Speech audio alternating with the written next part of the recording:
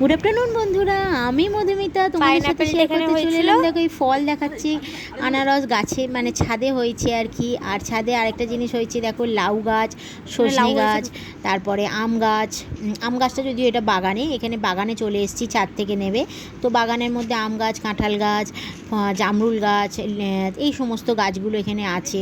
নারকেল গাছ, সুপারি গাছ, যেগুলো বাগানের মধ্যে হয়। তো সেরকমই আর কি, প্রত্যেক বছরই আমি এগুলো নিয়ে ভিডিও বানাই, ছবি ছাড়ি ফেসবুকে, তোমরা সবাই জানো, নতুনত্ব কিছুই নয়। তো এবছরে যেহেতু মেয়েকে নিয়ে একটুখানি চলে এসেছি, আর ও এগুলো নিয়ে খুবই এনজয় করছে, গাছে আম টাম নিয়ে প্রতি বছরই করে, অ্যাজ ইউজুয়াল এবছরও করছে। তো সেটা নিয়ে আমি একটা ভিডিও বানালাম আর তোমাদের সাথে শেয়ার করতে চলে এলাম। আর আমারও দেখো তোমাদের মতনই ছাদও আছে, ছাদে কিছু গাছ আছে। সেটা হচ্ছে গোলাপ গাছ, নয়নতারা গাছ, জবা গাছ, ছোট কলমের আম গাছ, কলমের পেয়ারা গাছ, তো লেবু গাছ কলমের, যেগুলো ছোট ছোট মানে অল্প ছোট গাছ হবে, তার মধ্যেই ফল হয়ে যাবে, দেখতেও সুন্দর লাগবে, আর প্রকৃতির ভারসাম্যটাও রক্ষা হবে, সেরমই কিছু আর কি গাছপালা তো আমার ছাদেও আছে। তো এইরকমই আর কি, তো যেগুলো নিত্য প্রয়োজনে লাগে, পুজোয় প্রয়োজনে লাগে, সেরকমই গাছপালা আর কি ছাদে করা আছে। আর বাগানের মধ্যে ফল গাছগুলো করা আছে। আর কিছু ফল আমি ছাদেও রেখেছি, যেরকম আম আছে, আনারস আছে, ছোট ছোট আর কি কলমের যেগুলো, সেগুলো আমি ছাদেও রেখেছি। এগুলো দেখতে ভালো লাগে, বেশ সৌন্দর্য বজায় রাখি আর কি। তো এখন তো তোমরা সবাই জানো যে বিভিন্ন চারদিকে ফ্ল্যাট উঠে যাচ্ছে, কারোর তিলঠাই জায়গা নেই।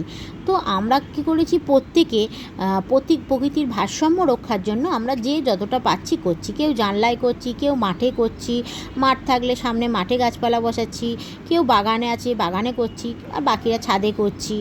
তো যে যতটা পাচ্ছি প্রকৃতির ভারসাম্য রক্ষার জন্য আমরা করে চলেছি।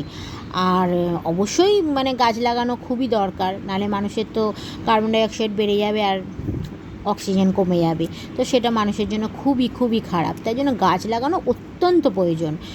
তো সেই হেতু ওরকমই একটা ব্যাপারের ওপর আমি টপিকের ওপর ভিডিওটা করলাম।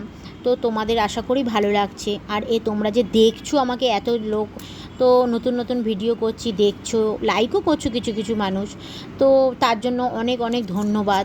আর তোমাদের কাছে একটা রিকোয়েস্ট আছে, সেটা হচ্ছে দেখো তোমরা আমাকে কমেন্ট করো, তোমরা আমাকে জানাও যে আমার কি ভুল হচ্ছে, আমার কি রেকটিফাই করা উচিত, আর ভিডিওটাকে আরও মানে সুন্দর করে তোলার জন্য কি করা উচিত, সেগুলো প্লিজ প্লিজ জানাও।